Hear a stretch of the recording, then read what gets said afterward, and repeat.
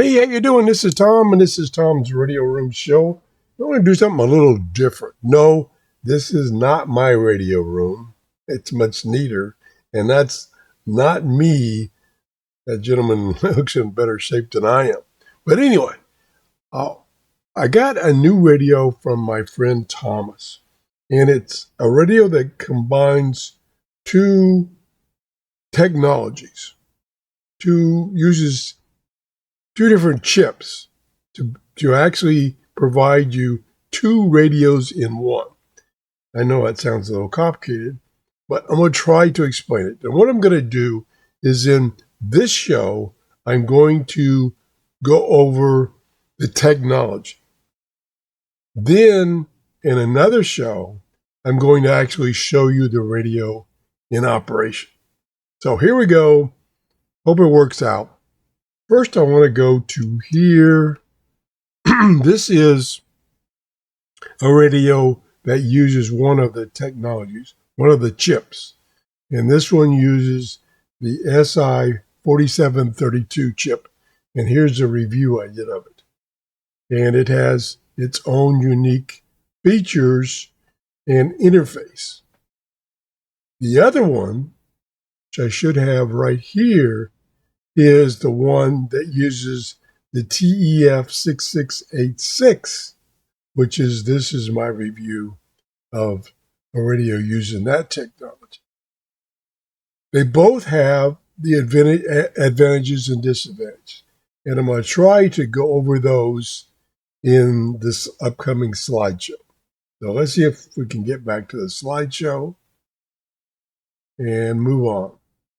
Okay, so these are the two chips that are used in these two radios that I showed you, and they're both used in a radio that I just got from Thomas.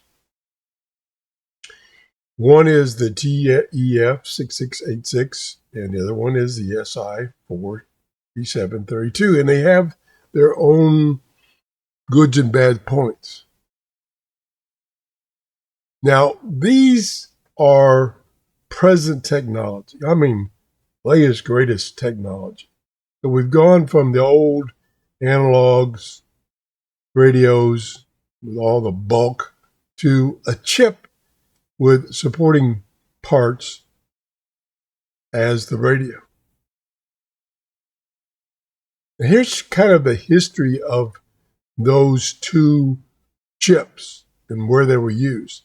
The TEF6686 was used in car radios, and they had several traits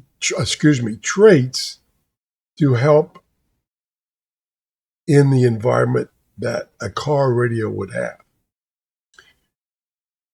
The SI4732 was kind of a Swiss Army knife radio for using in the field, for instance, for battery-operated devices, and had a lot of functions.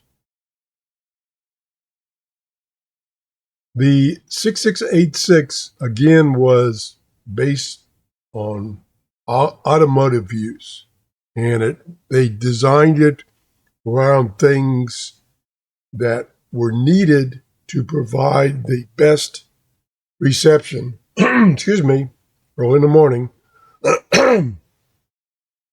for especially FM radios. Now, the SI4732 had a secret weapon in that it accepted microcode patches, and it allowed BFO fine-tuning in precise 10 hertz steps. The takeaway is the SI4732 is the undisputed champion for utility listeners, tracking marine, maritime, aviation, amateur radios. It also has single sideband capability.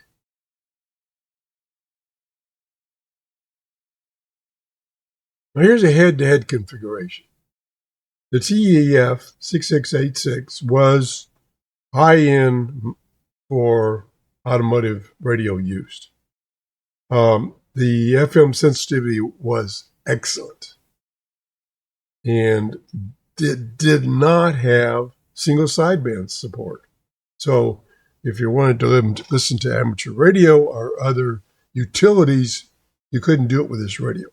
The SI4732 gave you that technology.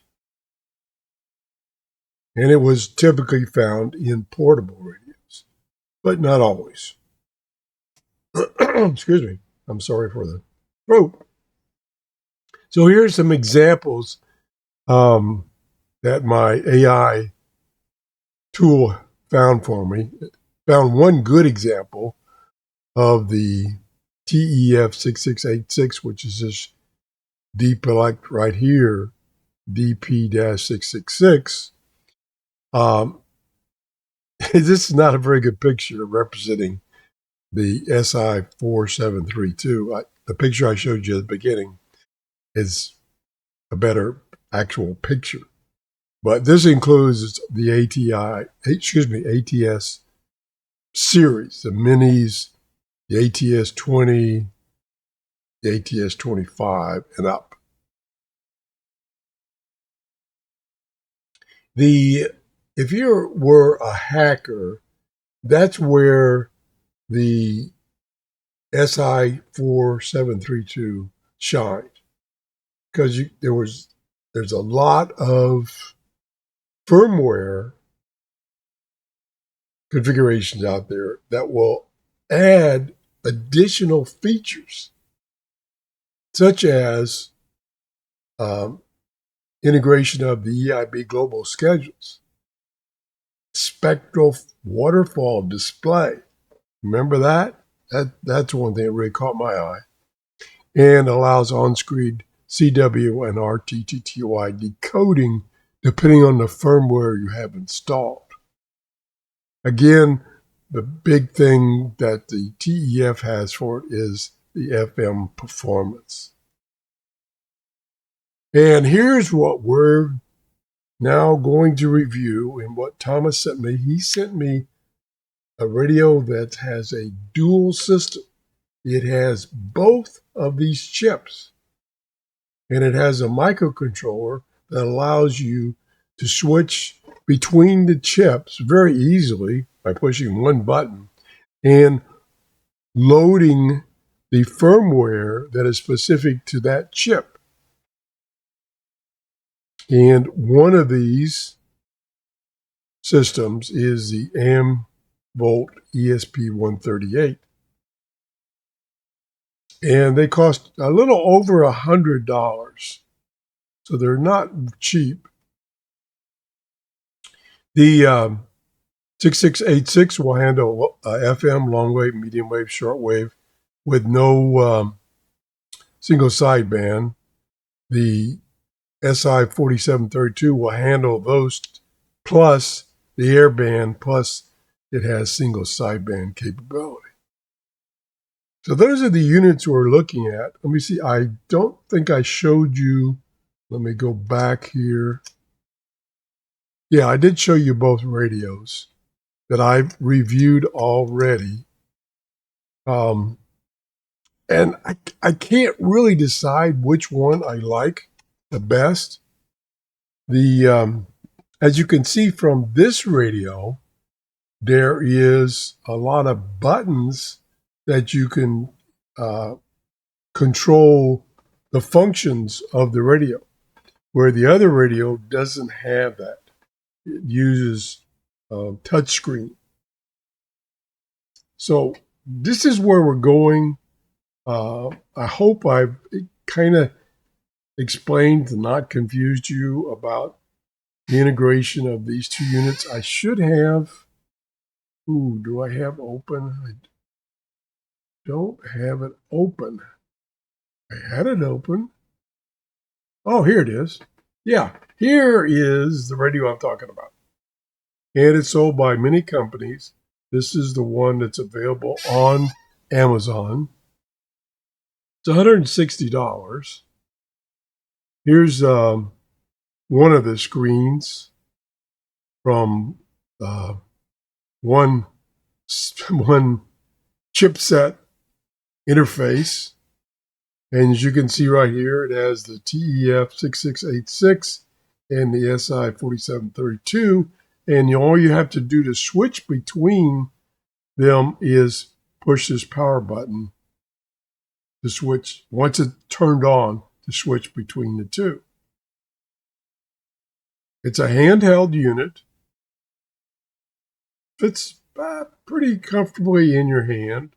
I don't think it says, it doesn't say the size of the unit. The screen is 2.4 inches diagonal. But there it is, ESP138. And the next video, I'm going to attempt to show you it in operation.